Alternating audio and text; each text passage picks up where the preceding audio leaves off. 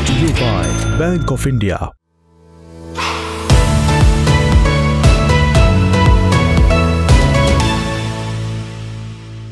नमस्ते, मेरा नाम सोनल है और आप देखना शुरू कर चुके हैं ललन टॉप का डेली फाइनेंशियल बुलेटिन खर्चा पानी। टेलीकॉम कंपनियों को सुप्रीम कोर्ट से बड़ा झटका मिला है। सुप्रीम कोर्ट ने टेलीकॉम कंपनियों की तरफ से एजीआर बकाये से जुड़ी क्यूरेटिव याचिका को खारिज कर दिया है। इस फैसले के बाद कुछ राहत की आस लगाए दूरसंचार कंपनियों की आखिरी उम्मीद भी खत्म हो गई है। यानी कोर्ट के नए आदेश के बाद अब पूरी तरह साफ हो गया कि एजीआर रकम की समीक्षा नहीं की जाएगी और न ही इसमें कोई संशोधन किया जाएगा। मुख्य न्यायाधीश DY चंद्रचूड़, न्यायाधीश संजीव खन्ना और BR गवई ने 30 अगस्त को ये आदेश दिया था। अब इस पर फैसला आ गया है। इस फैसले के बाद वोडाफोन, आइडिया लिमिटेड और इंडस टावर्स के शेयरों में भारी गिरावट देखने को मिली। सुप्रीम कोर्ट के इस फैसले का वोडाफोन आइडिया पर सबसे ज्यादा असर पड़ने की बात की जा रही है। ऐसा इसलिए कि वोडाफोन पहले से ही काफी कर्ज में है और सरकार का एजीआर बकाया भी काफी ज्यादा है। भारतीय एयरटेल पर सरकार का एजीआर बकाया वोडाफोन आइडिया से काफी कम है। शायद इसलिए सबसे ज्यादा असर वोडाफोन आइडिया पर देखने को मिला। जैसे ही सुप्रीम कोर्ट का यह फैसला पब्लिक हुआ, महज 1 घंटे के अंदर वोडाफोन आइडिया की मार्केट वैल्यू करीब 13,500 करोड़ रुपए घट गई थी। 19 सितंबर को वोडाफोन आइडिया के शेयर 19% टूटकर 10.5 रुपए के आसपास बंद हुआ। इतना ही नहीं, शुक्रवार को भी शुरुआती कारोबार में वोडाफोन आइडिया के शेयरों में गिरावट देखने को मिली और कारोबार के दौरान इसका दाम 10 रुपए से भी नीचे लुढ़क गया था। इस तरह से कर्ज में डूबी दूरसंचार कंपनी वोडाफोन आइडिया के शेयरों में पिछले 2 दिनों में 24% की गिरावट आई है। अब ऐसे में इस बात को लेकर चर्चा बढ़ गई कि पहले से ही कर्ज में कले तक डूबी वोडाफोन आइडिया का अब क्या होगा। कंपनी बंद होगी या चलती रहेगी? इसके बारे में जानेंगे कि आखिर वोडाफोन आइडिया का भविष्य क्या है। पर पहले ये जान लेते हैं कि एजीआर का बकाया क्या है और कंपनी पर कितना बकाया है। एजीआर एडजस्टेड ग्रॉस रेवेन्यू का शॉर्ट फॉर्म होता है। ये टेलीकॉम कंपनियों की कुल इनकम का हिस्सा है। सरकार और टेलीकॉम ऑपरेटर्स के बीच रेवेन्यू शेयरिंग का एक मैकेनिज्म है, लेकिन साल 1999 से ही सरकार और टेलीकॉम कंपनियों के बीच इसे लेकर विवाद चल रहा है।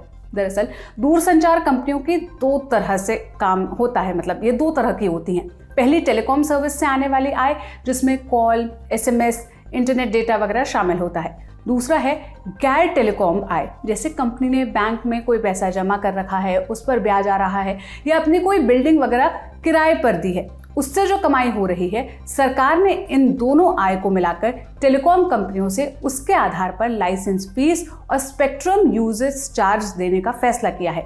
सरकार और दूरसंचार कंपनियों के बीच विवाद की शुरुआत यहीं से हुई। टेलीकॉम कंपनियां सिर्फ टेलीकॉम सेवाओं से होने वाली इनकम पर पैसा देना चाहती थी, जबकि सरकार चाहती थी कि पूरी आय पर फीस वसूली जाए। बाद में यह मामला कोर्ट पहुंच गया। सुप्रीम कोर्ट ने साल 2019 में अपने एक आदेश में इन कंपनियों को एजीआर के मद में बकाया रकम का भुगतान करने का आदेश दिया था। मतलब कोर्ट ने सरकार के पक्ष में अपना फैसला सुनाया था। इस आदेश में दूरसंचार विभाग को एजीआर की गणना में सभी गैर दूरसंचार राजस्व शामिल करने की अनुमति दी गई थी। अब इस फैसले से वोडाफोन, आइडिया, भारतीय एयरटेल और दूसरी टेलीकॉम कंपनीज पर हजारों करोड़ रुपए का बकाया हो गया। दूरसंचार कंपनियों का एजीआर के मद में कुल बकाया 1,43,000 करोड़ रुपए के आसपास है। इस रकम में बकाया एजीआर, जुर्माना और जुर्माने पर ब्याज शामिल है। सरकार को इन कंपनियों से 92,461 करोड़ रुपए लाइसेंस शुल्क और 55,000 करोड़ रुपए स्पेक्ट्रम यूजेस फीस के रूप में मिलनी थी, जिनकी गणना एजीआर के 5% और 3% के रूप में की गई थी। साल 2020 में सुप्रीम कोर्ट ने भुगतान में असफल रहने की स्थिति में इन दूरसंचार कंपनियों को जुर्माना और ब्याज देने का निर्देश दिया था। वोडाफोन आइडिया पर 58,000 करोड़ रुपए और इसमें जुर्माना जोड़ दिया जाए तो आज की तारीख में ये रकम करीब 70,350 करोड़ रुपए का बकाया बनता है।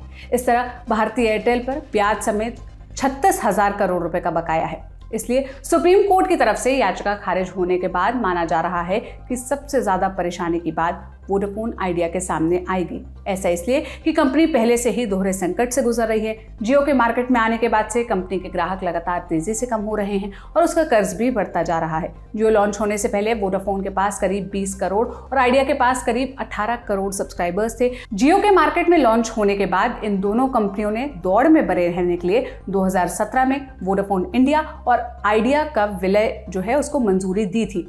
आज की तारीख में वोडाफोन आइडिया के ग्राहकों की संख्या 22 करोड़ से नीचे चली गई है और ये देश की तीसरी सबसे बड़ी टेलीकॉम कंपनी है।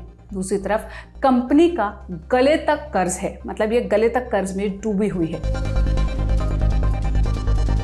वोडाफोन आइडिया पर इसी साल जून के आखिरी तक 2,09,000 करोड़ रुपए का कर्ज था। इस कर्ज में से केवल लगभग 5,000 करोड़ रुपए का कर्ज बैंकों और वित्तीय संस्थाओं को लौटाना है। बाकी राशि स्पेक्ट्रम और एजीआर बकाया के मद में भारत सरकार को चुकाना है।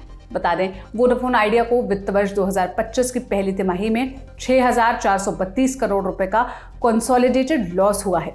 एक साल पहले की समान तिमाही में कंपनी को 7,840 करोड़ रुपए का नुकसान हुआ है।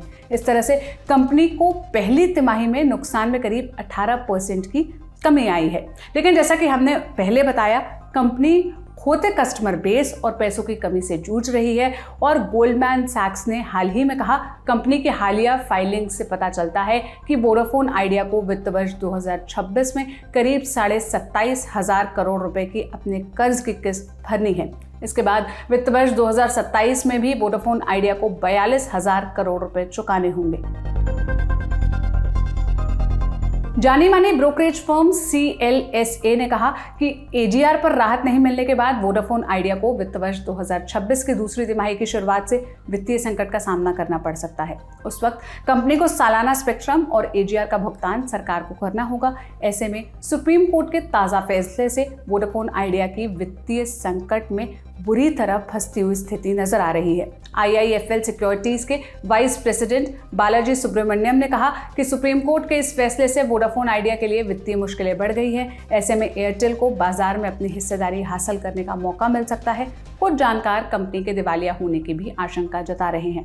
मैक्ट्रेडी ने अनुमान लगाया कि वोडाफोन आइडिया को अपनी बकाया राशि का भुगतान करने में कम से कम 25 से 30 साल लगेंगे। बता दें कि अभी सरकार के पास वोडाफोन आइडिया में 23% हिस्सेदारी है। सरकार के पास शुरुआत में वोडाफोन आइडिया में 33% हिस्सेदारी थी, जो अब घट गई है। तो ये था आज का खर्चा पानी बुलेटिन। ये लिखा था मेरे साथी प्रदीप यादव ने। आप इस मसले पर क्या राय रखते हैं, हमें कमेंट बॉक्स में ज़रूर बताइएगा। अगले एपिसोड तक अपना खूब ख्याल रखें। शुक्रिया।